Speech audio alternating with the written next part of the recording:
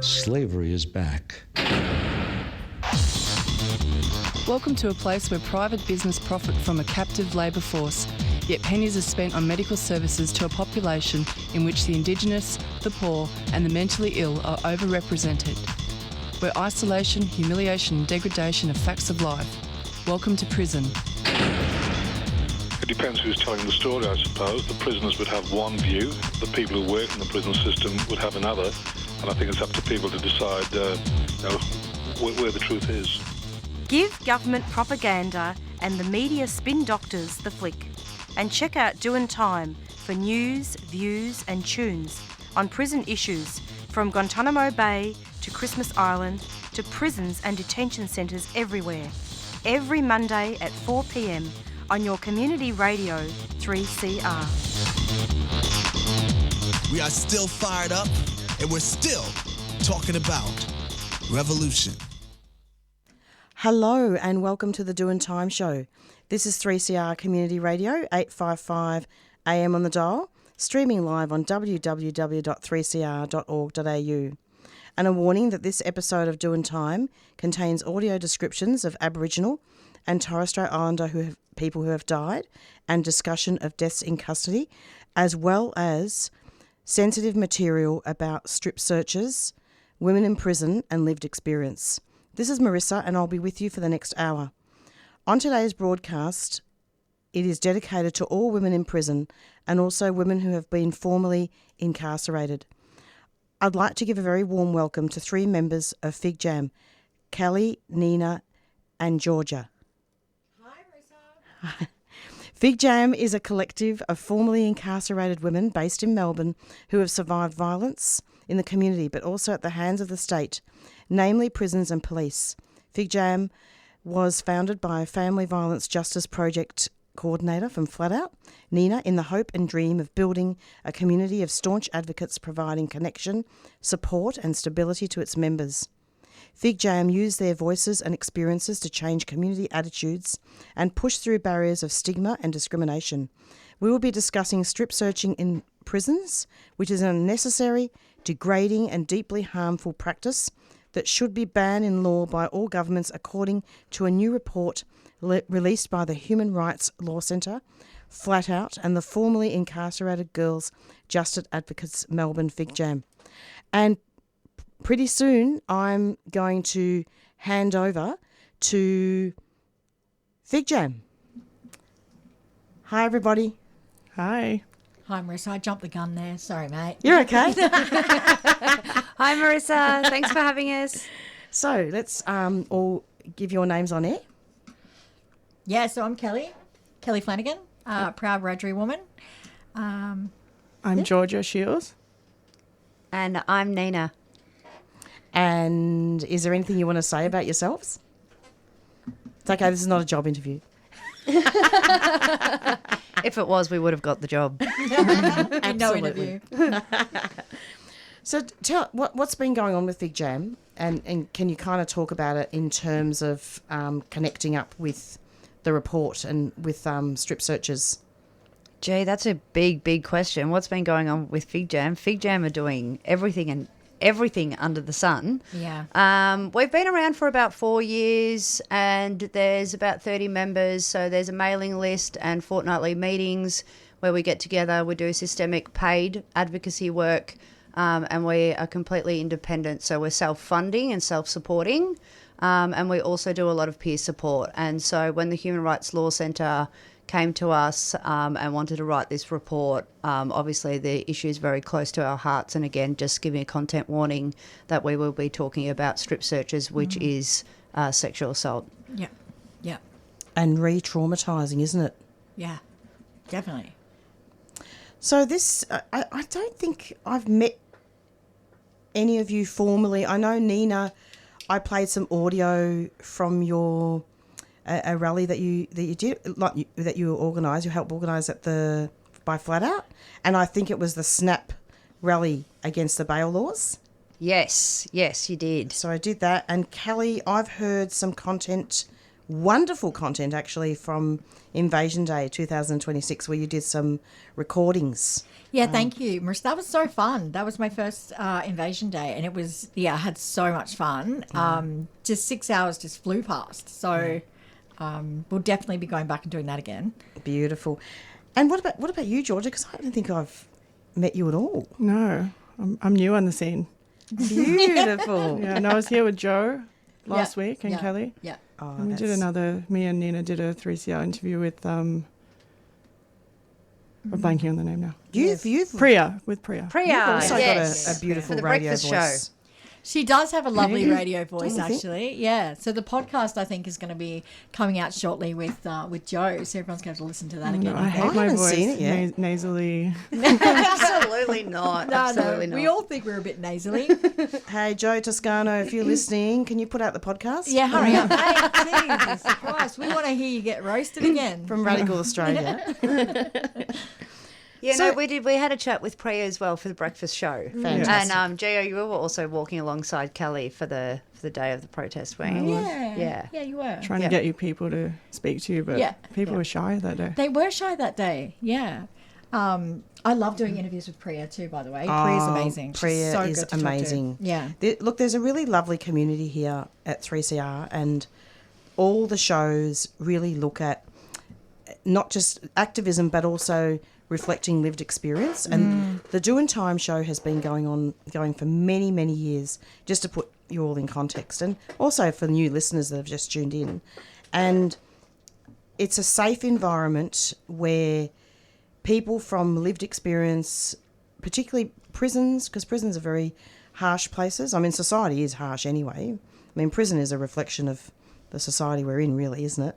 And then also Aboriginal communities, and we do a lot of work on racial profiling and deaths in custody and stolen generation, but also looking at human rights and violations of human rights for prisons and refugees and asylum seekers. So let's talk about this very sensitive material, and in case people have just tuned in, there is a content warning that we'll be talking about strip searches.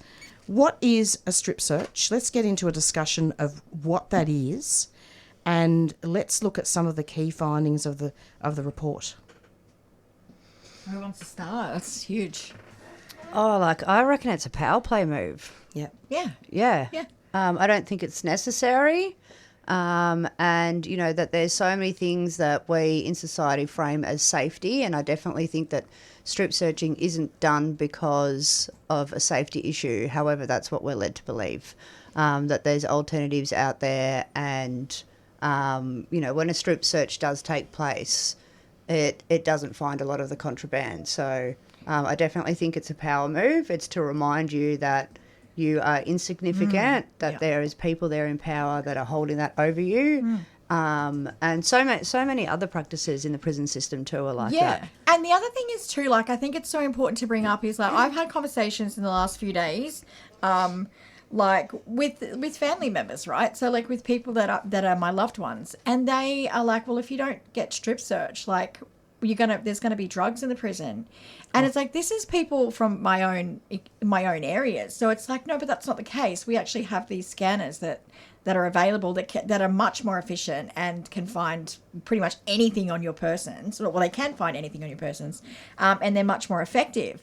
And they're like, oh, okay. So I think the other thing is too, when we say we need to stop strip searching, they're thinking that we just stop searching altogether and then just let people go willy-nilly. But that's not what we're saying. We're saying that strip searching is sexual assault, for one. It's not strip searching, it's sexual assault. Every time you're forced to have your clothing removed, you are being sexually assaulted. Now, that's not just in the context of women, that's men as well.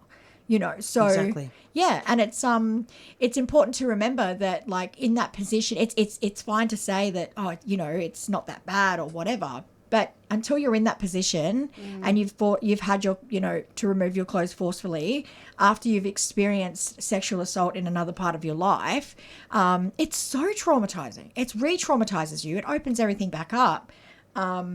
Yeah, so I just wanted to kind of put that out there as well. It's not about not doing it at all. It's about finding other ways that we already have access to replace. And you're it. Kelly? This is Kelly speaking. Yeah. Cool.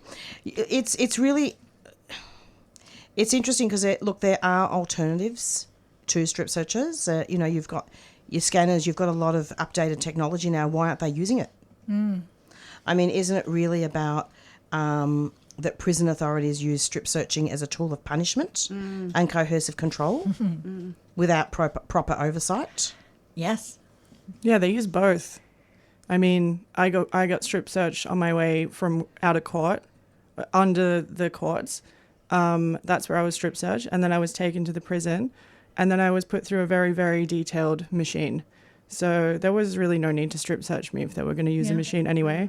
And the machine was very detailed. They could tell what kind of bra I was wearing. I was wearing a bikini top as a bra. And they were like, are you wearing a bikini top as a bra? They looked at the image. It's like you could see exactly what was under my clothes. Yeah. They didn't need to remove a single item of clothing to see right through my body, basically. So that was actually, were you in the cells? No, I was it was like the intake. So I'd arrived there and then they basically... At the prison? Yeah. So I'd come off the truck and taken inside and then pretty much put through that, and then they gave me my new clothes. The truck? Yeah. Like cattle? Pretty much. Yes, exactly. Yeah. I forget that Off to the slaughterhouse. Yeah, I forget that we don't, because we've been there, right? So I forget sometimes that when we're talking about this stuff that people don't physically know what this looks like. Let's talk about that, and maybe talk about the process and incorporate the strip search into it as to when it actually happens. All right. I think too, it's like, you know, trying to imagine, like, you know, we were talking about this at the launch, that like it's really, really hard to imagine something and to tell somebody the significance of the effect until it's happened to you. And like, you know, imagine if in order to go to work every day that you would walk through the door and your boss would say, all right, come in here now. We're going to strip search you naked. And then you do your day at work, get strip searched again when you leave. You would be quitting that job. Yeah. For sure. Well, I think I've quit crime. No,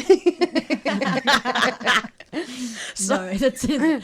That's the way you said it. Yeah, that's definitely not what I mean. No, but you're right. Yeah. Yeah. So you go on the truck, and then what happens when the truck stops at the women's prison? Yeah. I mean, for me, it happened in this order. I was sentenced. I said bye to my family. I was taken downstairs in an elevator to underneath the courtrooms, and immediately upon arriving downstairs, I was taken into a cell with 2 female officers, and they ordered me to take my clothes off one by one, shake it out. I think I had to squat. I don't really remember, but they're pretty thorough with the way that they're inspecting your body. Of course. In your mouth, behind your ears, in your hair. Did you have to bend and part? And like cough? I feel like I might have had to bend and part. Yeah, lift up your stomach. Breasts are not big enough for me to lift up. Didn't need to look under that. I think I had to like lift up my arms or whatever, and then I love that. I don't think my breasts are big enough to shake your boobies. And then they just left me with my pile of clothes, and they were like, "We're going to give you some privacy to redress." And I was like, "Oh, thank you. That's so lovely of you to give me privacy." Makes now. absolutely no sense. Yeah. It makes me wild. Right? Yeah. It makes me so wild. I think they're being real nice, but and they're not very kind through the process either. Like that was my first time that I'd ever sort of been in that kind of situation. I was like quite scared and confused and all that kind of thing. And they're just sort of like, not even to sort of be kind and be like, this is what's going to happen. You know, we're going to ask you to do this. But they're just like, take off your clothes. They sort of like march you in, march you out. Then they just put me in a cell where I sat there for a few hours waiting for the truck. And then I was taken from the courts down to Dame Phillips Frost Centre and had to wait for like 2 hours because there was an ambulance inside or something. I really needed to pee and they wouldn't let me pee. I was like, I'm going to pee in this truck soon if you don't let me go. People have done it. They're like, well, if that's what you're going to do, that's what you're going to do. So luckily it didn't. Yeah. But then, they took me inside after the ambulance finally left, the truck entered. Then they took me off the truck. Then they put me in this like glass box. Had to wait again. Sounds surreal when you're saying it, yeah. like what I'm listening to. Then there was like a kind woman at the centre, honestly. She was actually quite, like, finally had someone nice that was talking to me. She was being really gentle and, like, telling me not to be scared, explaining everything, and she let me go to the toilet, and she was really nice. And then I was taken through the scanner, and that's when they asked me about my bikini top. And then I was taken out to get changed. They gave me my prison garb, and then I had That's exactly what it is too. Yeah. Wow. Then I had to go to, then you just get put in a room and you have like Medicals doctors and come and stuff, visit you and psychologists, and you sort of wait around all day. And then eventually they just sent me off to my cell with a bunch of Valium, and then I just slept for like a week. They Fuck, you got Valium. They just cheering. knocked me out with Valium for a week. I don't barely remember the first week. Yeah. So I just wanted to touch on like with the truck too, just kind of tell you what that is. So the truck is basically like it's a whole metal cell on wheels. So basically there's the drivers at the front, and at the back it's like a dog box, well, a bit bigger than a dog box, but it's all metal and it's got a metal seat on it, and you get locked in there. So if they had an accident in this truck, you're not getting out anytime soon. You'd be stuck. You'd be stuck. You'd the impact from hitting the metal walls wouldn't be great. So yeah, and it's hot, it's sweaty, it's smelly. People piss in there. It's like, of course, it's horrible. Actually, a Dibby van would actually be more luxurious, wouldn't it? Absolutely. That's the Ritz. That's it. I've been in a Dibby van actually. I got arrested. Have you? A couple of times actually when I was doing forest blockading in East Gippsland. Yeah. But I mean, to me that sounds like the Ritz rather than that truck. I'll take a Dibby van any day. Yeah, see.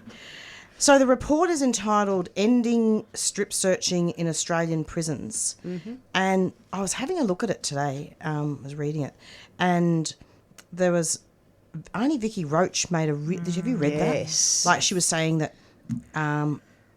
It was really hard and terrible for her because they would strip search her the screws, and then they would actually point out parts of her body that's just horrible.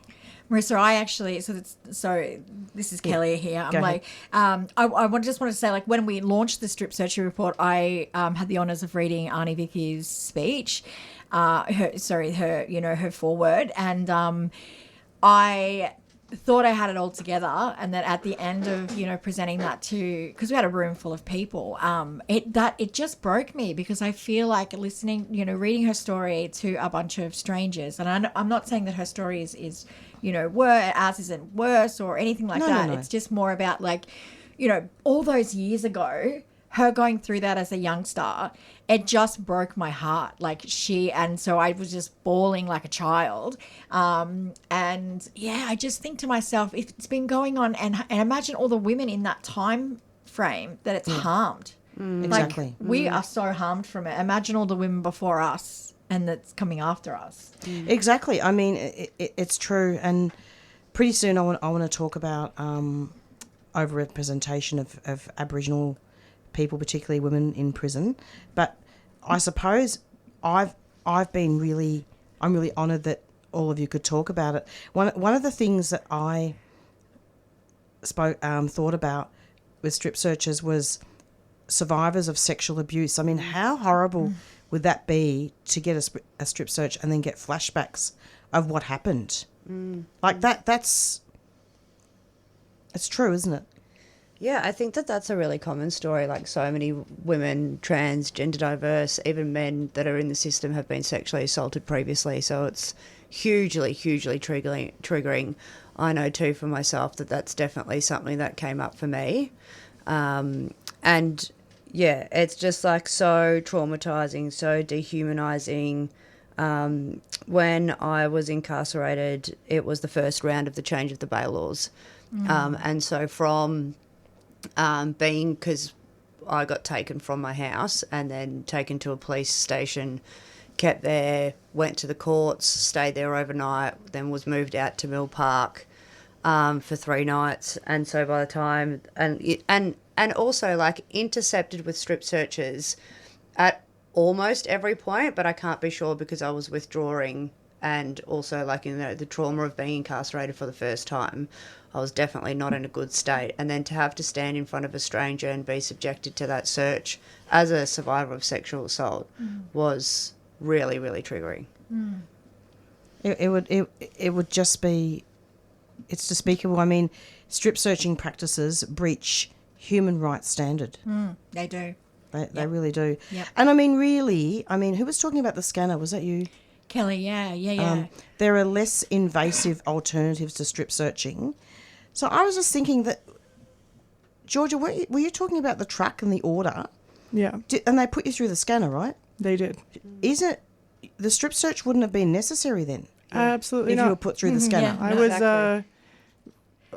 I was under supervision the whole time. They took me from the strip search to the cell that they left me in, which had a window that was directly to the desk that they were all sitting at. I had to do my anxiety poo in front of everyone. They could see everything that I was doing. And they could not see me like go a to the window, toilet. right? Like a perspex you couldn't actually access them.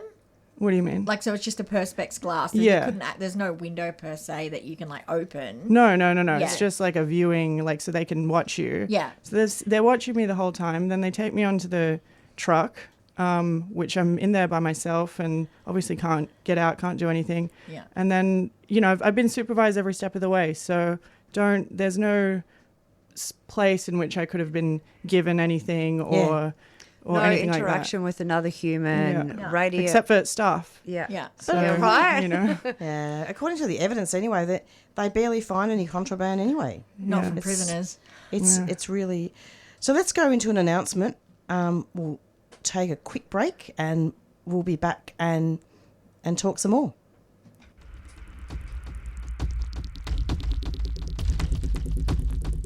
Trans Day of Audibility returns to 3CR for its 5th year running. 8 hours of wall-to-wall transgender programming, featuring live music, lived experiences, and dispatches from the front line in the war against reaction. Tune in from 10 a.m. to 6 p.m. on Tuesday the 31st of March. 3CR Community Radio, 855 AM, 3cr.org.au, 3CR Digital.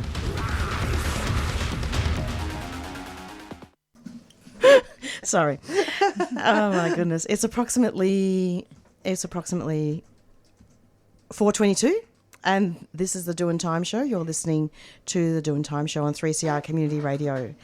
And we are yarning together and I'm yarning with the FIGJAM collective. So we were having an interesting discussion about strip searches, very, very sensitive material. Kelly, would you be able to just share about Aboriginal women in particular and how they're over-incarcerated and maybe talk about some of your lived experience? Yeah, sure. So my experience in the system is that prior to going into the system where we're racially profiled, that's without the arrests and the police coming in to arrest you in your property and things like that. There's so much violence involved in that. I remember when the police came into my property and I got arrested, they almost broke my daughter's arm. She was 16 at the time. She's a child. You could tell she's a child, right? And knew that she wasn't me. But so they've thrown her to the floor and put their leg in, their knees in her back. And she was 16. It was so traumatizing for her.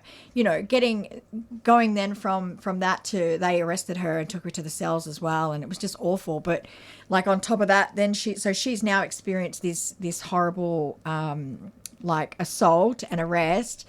I'm in the cells. I'm coming off drugs, sick as, didn't know where I was. Gotten offered no support. I'd had no interactions actually with the doctors at all. I'd OD'd several times before that, so I wasn't offered a doctor. I had no interactions with any First Nations supports when I went in. Police barely had any interactions with me at all. I didn't actually know I was in prison until 2 days later. When I'd but I was real sick. And then they put me into a wet cell where you go if you're suicidal. And so my experience was really, really violent all the way through to the point where when I went into the wet cell, I had my period.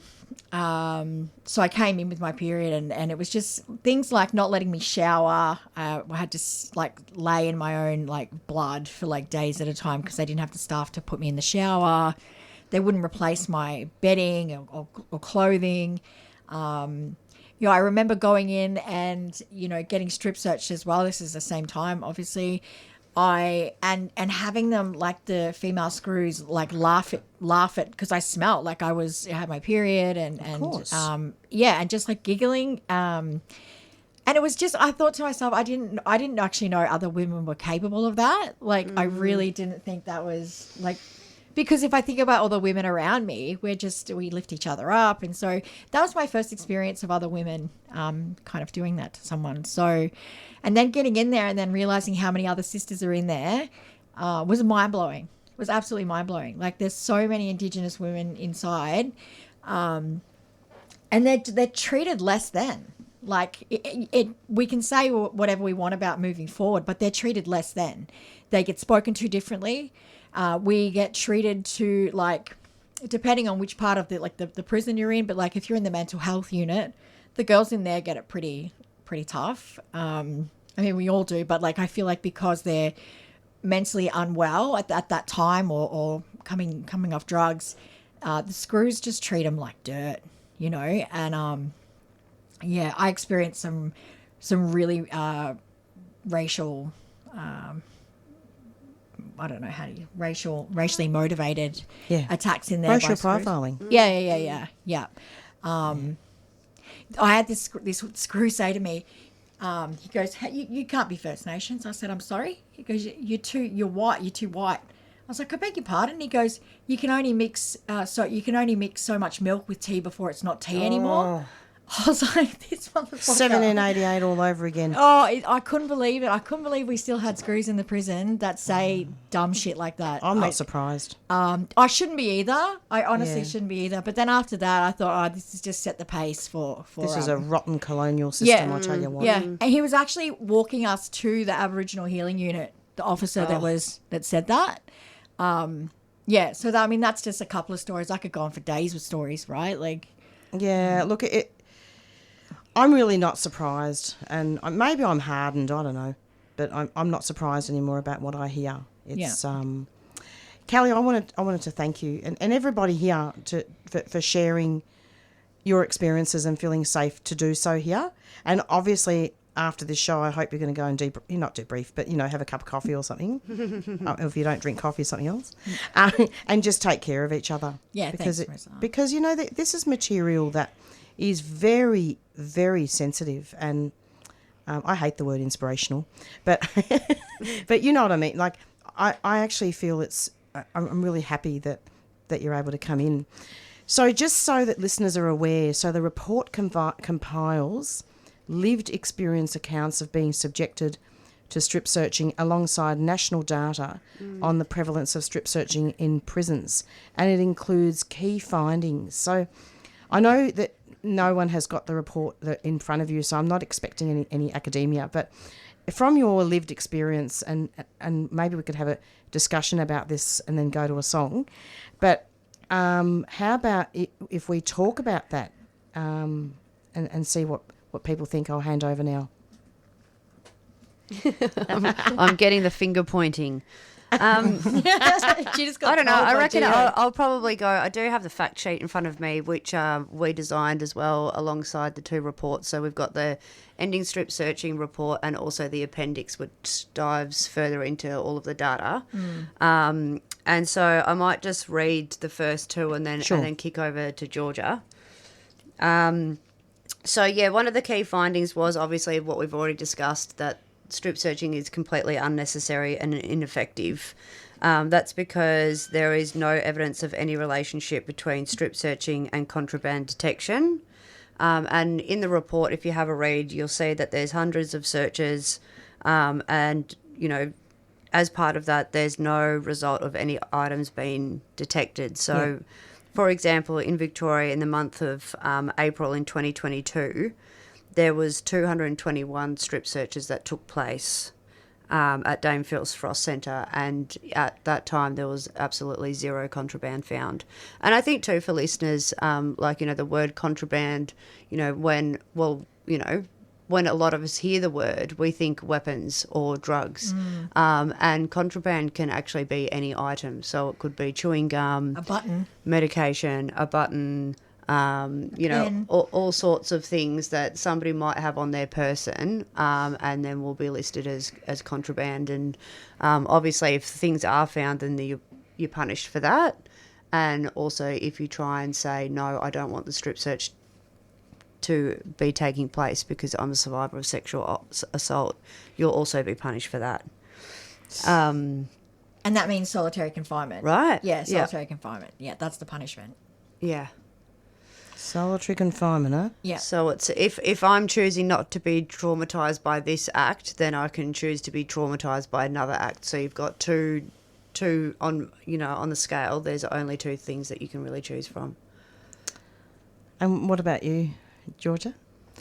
Well, would you just cover the first 2 points? No, only the first one. Go for it. Sorry. No, that's good. Well, I mean, we've gone through some of these key findings already. I mean, we know that people that experience strip searches experience sexual assault at the hands of the prison, and that includes children as well. I want to point out. Important. So the people in the youth justice, quote unquote, centres, they're also subject to strip searches conducted by adults. Yeah. Which is really disgusting. So Yep. that's as young as 10. Yeah, right? as 10. young as 10. Oh my goodness. So you imagine two grown adults standing over a 10-year-old strip searching them. That's, if that's not sexual assault, I don't know what is. Yeah. And yeah, as you were just mentioning, the ends don't justify the means. That's the third finding in our report. So yeah, there's a lot of the time the contraband that is found is not even dangerous. Things like, buttons and gum and things like that. It's just not necessary to use such a violent form of searching to find those kinds of items. It's 0.06% of the time they'd found something, and it's like a fraction of that is considered like dangerous contraband, like weapons or drugs. That's appalling, those It's numbers. like such a small number. Yeah. It's It's really bad. Yeah. Nina, did you have anything else? Because I interrupted you. There's sort of one more point around the secrecy of prisons, but Cal, do you want to talk to that? I love a good conspiracy, but I'll tell you that these are definitely not. This is not a conspiracy. This is real life facts. But it says that the fifth point is that there is a crisis of secrecy in prisons. Now, I wholeheartedly agree with this. I didn't know this was a thing until I went to prison, and then I experienced it, and then so the transparency in recording the number of strip searches and the reason for them, bare minimum safeguards. That usually isn't taking place in prison. So just because you're being strip searched, don't think for a second that is sometimes being recorded. They don't do that. The paperwork is appalling inside Dame Phyllis Frost Centre. That they're a lot of the time they won't record it. They don't record the violence they use when they have to use it. And so it says, while registers are kept in Victorian prisons, they are often challenging to interpret because of incomplete or unclear record keeping. And I've actually just been starting to get some FOI, freedom of information data from other things. And I'm really starting to see that in all aspects of reporting. There's they don't keep good records at all. And I wonder if... if there's a reason for... Well, I know there's a reason for it because I've been in and I've experienced it. So, Yeah, I think that's what was really challenging too for the Human Rights Law Centre to be able to get the data in the first place. It took them years upon years to even get the data that's included in the report. But some jurisdictions just flat denied that they were doing strip searches. Yeah. Although we know from the folks inside they were getting they searched. were definitely happening, yeah. Or some prisons, I think, even said they do strip searches, but they don't record them. Yeah. Which I just thought was crazy. That's just crazy. So, yeah. And that's another problem that we've got because we've got so many different states and territories that, practice under different legislation. We've got maximum, low security, private, prisons, and they all have different ways of doing things. It's really hard to even address this issue as a nation and to abolish strip searching. But I'm telling you, Marisa, we'll get there. We will get there. We will. That's good. Look, this is awesome. I'm sitting back. You're doing the show, guy. Everybody. Yeah. I'm actually really surprised. Like we were saying earlier about we talk over each other all the time. Like going out to dinner with all of us is crazy. The waiters are like, what is going on? I don't even know what's happening. But It's like sitting in a chicken coop. It is like a chicken coop. Definitely like a chicken coop. But then today we've just been so like calm and mellow, and Must be your vibe, Marisa. it's Marissa's chill vibe. Yeah. Yeah, You definitely. Yeah, I think so. I don't know. I'm not that chill. I love it. Damn. No, but that's good. Look, we've got in this room, in the studio, it's a Doin Time show, and it's the chill show. I love that. Where it's about being safe and talking about things. How are people going? Do you want a break? Yeah, look, I'm feeling like that. Like I feel very safe in this space too. I think it's a great space. But I mean, sure, I guess a song can't hurt. I think so. Now, I don't know whether. Actually, I've got to look up my notes now. There is. Do people like Ruby Hunter? Oh, Actually, don't know Ruby Hunter. Ruby Hunter is a wonderful. She's passed away now, but she's a wonderful Aboriginal musician. She was a partner of Archie Roach. Oh, And there is a song that we could do called Women's Business. oh, Beautiful. What do you think? Well, Sounds timing. perfect. Yeah, Yeah. it's great for the occasion. Let's see if I press the right button. I reckon here. you might have set this up, Marisa. Don't give away my secrets.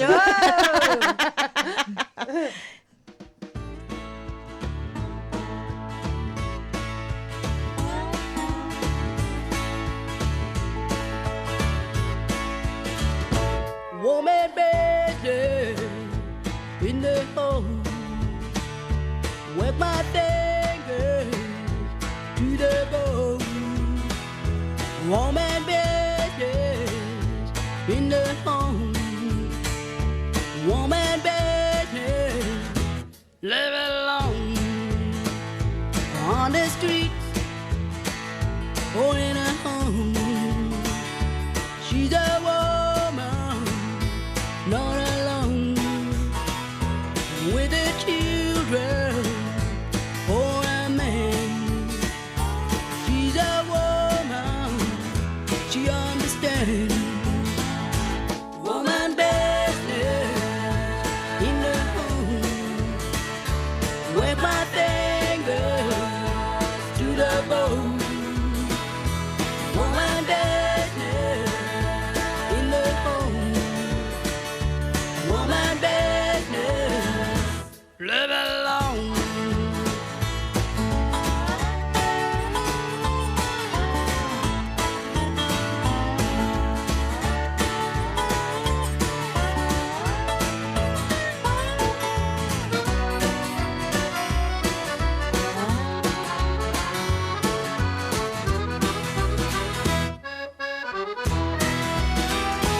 No, no, no, no, no, no, no, no, no, no, no, no, no, no, no, no, no, no, woman business, live alone in an office or in a car. The problems they are very far. Do it elsewhere, fashionable things. She's a woman, she knows her thing. Woman business in her home, work my finger to the bone. Woman business in the home, woman business, live alone. Woman business, live alone. Woman business, live alone.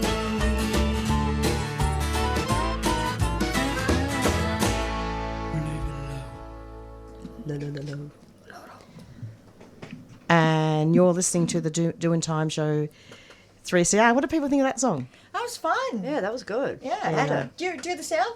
La, la, la, There la. you go. She's nailed it. I love it. We're going to have a concert. Yeah. Oh, you don't want to hear the jumper song. Tell us about the jumper song. No. It's too late. I brought it up now. Because I actually late can't now. sing it. And folks that know the song will be like, that's not what it sounds like. No jumper song? No jumper song. No jump song. Okay, jump song. Okay. So we were talking about the report. In case listeners have just tuned in, this is a discussion and yarn with FIGJAM, and FIGJAM is a collective of formerly incarcerated women based in Melbourne who have survived violence in the community, but also at the hands of the state. And so we're talking with Kelly, Nina, and Georgia, and we've been having a very informative talk about the report, because it's important, isn't it, for listeners to know, isn't it, about what goes on? Yeah, definitely. I think too, Marisa, I'd really like to highlight how important it felt for me on the day of the launch. Talk to us. I just, I wrote my own speech and I absolutely triggered the hell out of myself. Only because what I felt in the room is I felt a sense of power, and I looked around and I saw all of the folks that had contributed to the report. And in that moment, it felt like we were taking our power back and we were holding somewhat the system to account. Yeah. And all of the voices and people who contributed, because we had members join after the report. So even folks that didn't get to, put quotes into the report, but sat alongside us. I just think that importance of lived experience is just so powerful. And it doesn't matter, what your political agenda is or what your charges are or, what you've done that led you up to get to prison. But we hold a space for everybody, and we're really about that. And I just wanted to really flag that, because sometimes there can be a bit of a tension, and I just wanted to say that, we see every person's story of systemic violence to be valid. I agree. I feel like that's so important, because it's we're lived experience, and there's no guidelines as to what our lived experience is. It's different for every single one of us, especially in this room. I know we all have a really, really different story, but it's that crime or that jail time or whatever, that doesn't define you as a human being. You're a human being first and foremost, and that's just a little small piece of your story. That's not the whole you. And so I feel like FIGJAM just puts their arms around women and gender diverse folks and loves them back to life. And I think we really got to see that on the report launch day, because for anyone who's seen the photos, there was just this giant group hug, because everyone was so emotional, and it was like a really touchy-feely football, what do they call those things? Ruck. Like a football ruck. Yeah. But but a nice one, like a girl one, and no sweat and stuff, no man sweat and shit. No, but everyone had just their tears, arms, lots of tears. There was so many tears, and it was that night. I remember feeling just so blessed that I'd come out from such a terrible experience and found such love. And I really want to emphasize that, because I know it can be really difficult going back out into the community, right? And so with this collective, we love each other so much. Well, this is actually, I've interviewed lots of collectives, and I've been in lots of collectives. Yeah. And I'm sorry, but this is the best one. Oh! Okay, if anyone heard that, we are accepting donations. Head to our... Because I think, honestly, when there's a bond among women, but women in prison as well, it's special. Yeah. Because you've experienced it all it's lived experience. Yeah. Yeah. Now, international human rights, let's talk about that for a minute, because, that's also in the report. So international human rights standards are clear that adults should only be subjected to strip searches when absolutely necessary. I think we should abolish strip searches altogether. But I've done a lot of work on this show in regards to international standards and, the secrecy around human rights in Australia. And I think Australia is has got the worst track record as far as human rights are concerned. And all these experts from overseas come and visit here in Australia, and sometimes they're not even allowed into the prisons. And what's that saying? Yeah. Have you seen the photos of some of the prisons from Broome? Really? Yeah. The cockroaches and rats and the Mattresses on the floor. floor, more people than there are mattresses. Yeah, it's all they're all over the internet at the moment, but it's brutal, like absolutely brutal. And they call us the lucky country, you know. And in Queensland, I think over a 7-month period during 2020 to 2021, over half of the nearly 700 recorded strip searches at 3 youth prisons were conducted on Aboriginal and or Torres Strait Islander children. Sorry, it's probably not... I know I'm kind of jumping ahead here, but... No, it's great. That's what we love that. We think we jump all over the place. So it's not transparent, is it? No, definitely not. No. And I don't think anyone nobody should have the right to put their hands on our babies. I don't give a shit where you work. These are our babies. These are our children. These are our next the next leaders of the country or the next people to do things. And I just think by subjecting them to these harms at such a young age, like what do we expect? You know, what do we expect them? It's horrible. I've got a 15-year-old Marisa, and I come from a German background, so lots of nudity in the home, and a fair bit of poverty going on as well. So those cold mornings where the whole family was undressing in front of the heater, and I've sort of carried that through into my own adulthood and in my own parenting. But my son's now 15 and he wants some privacy. Yeah. And I'm not saying that there's anything wrong with that, but I can, to think 5 years ago when he was 10, for him to have been subjected to a strip search in a prison setting where he's got no access to any love, support or trusted relationship, it sends shivers down my spine. It's so disgusting. Yeah. It's bad. Yeah. And you want them to respect the elders, respect the law, respect all these things, but yet they subject them to that behaviour. Like nobody's respecting nobody in that situation. Exactly. The system becomes your perpetrator, and then later on in life when something happens to you, you're expected to call them for help. It makes no sense. Including the police. Exactly. Oh my God, we need a whole show for the police. Oh no. Fuck the world. Sorry, Nina, what was that? That's okay. Would you say that, girl? Allegedly. I was like, oh yeah, people are probably driving home from school. Not appropriate. That's okay. Well, people can just turn off their radios. A bit of a language warning. Well, I think our kids should know that saying more. But it's true. I mean, look, obviously there would be strip searches by the police. Oh, they love it. Yeah. I love it. And the report pertains to prisons because the only data that we were able to collect was because of inside the prison system. But for the campaign, we are asking for strip searching to be abolished in law. Yeah. Fantastic. So this report was written in November 2025?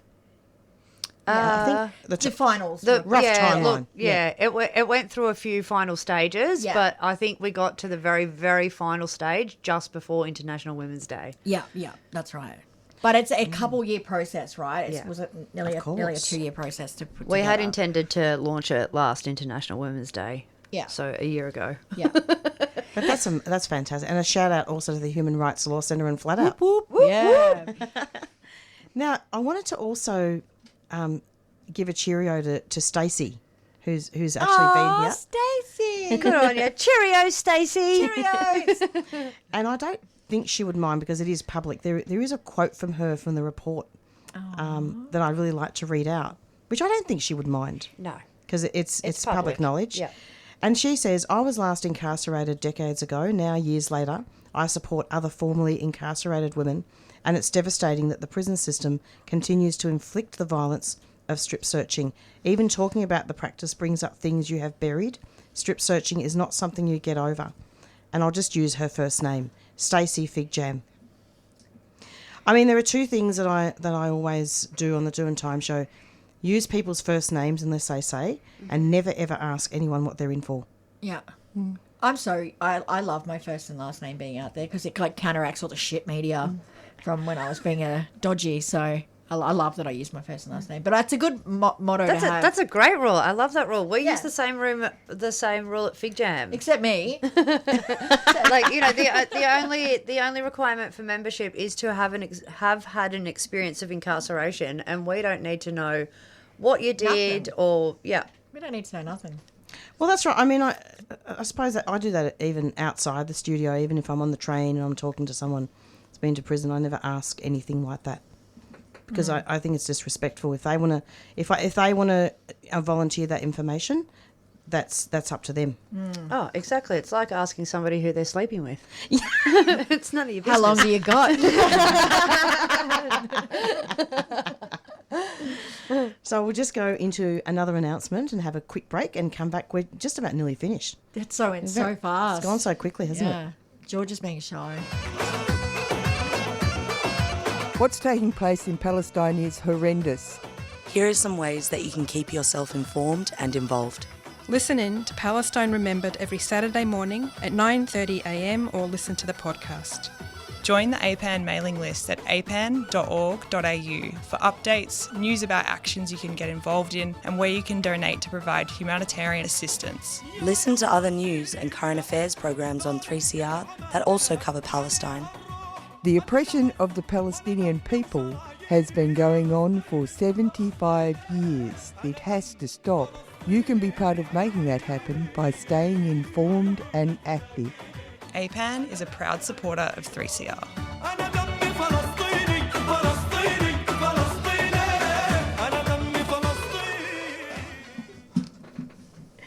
We're just talking about sun, and we're all rays of sunshine, aren't we? Yeah, we are. There's a lot of sunshine in this room.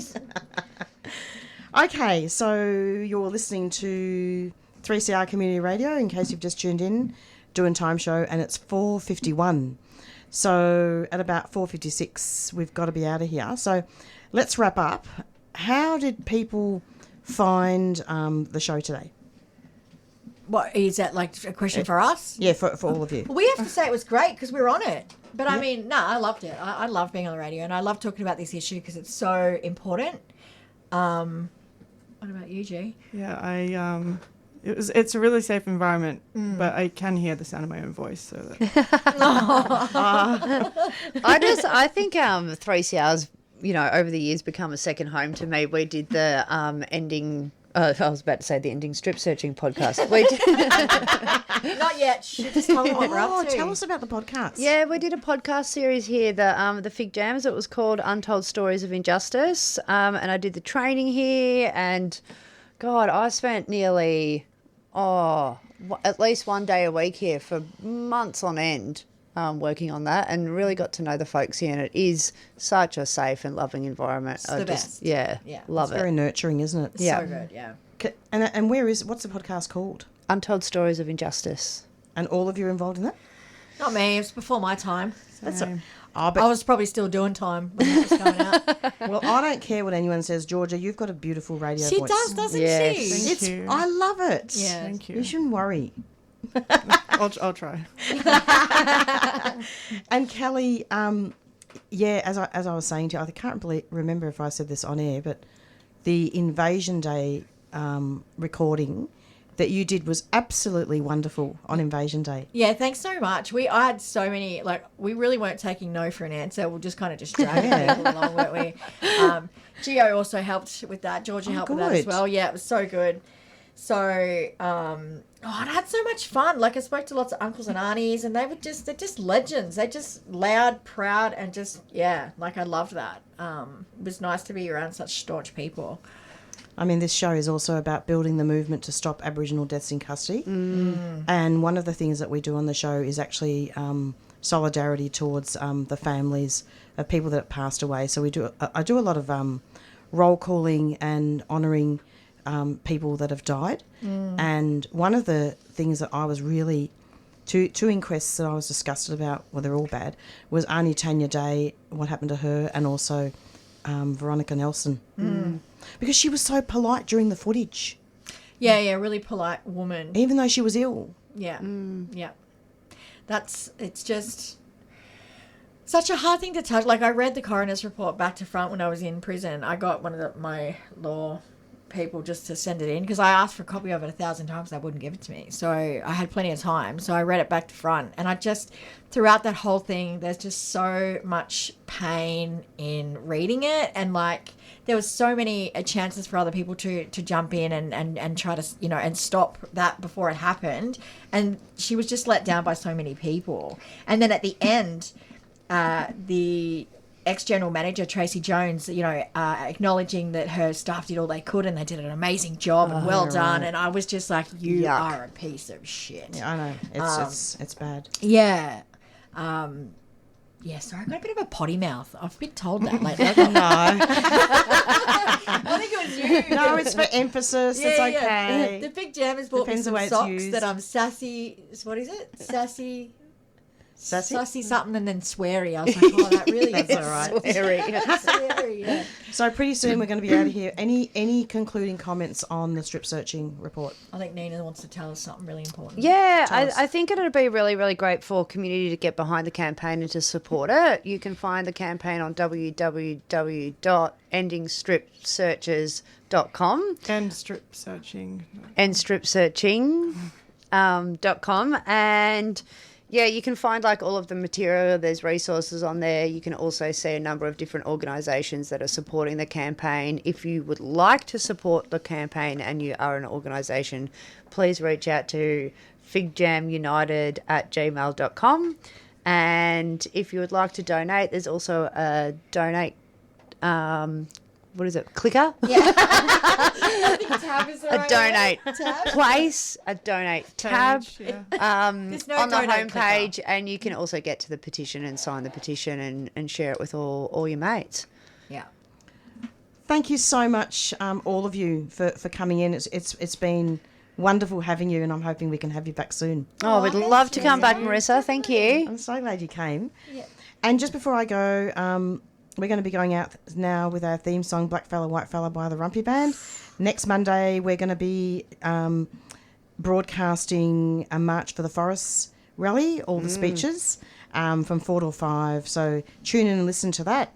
And look back on the podcast for Monday Breakfast because I also played it. Thanks so much. It's been lovely having you all. Thanks, Marisa. Bye. Bye. Bye.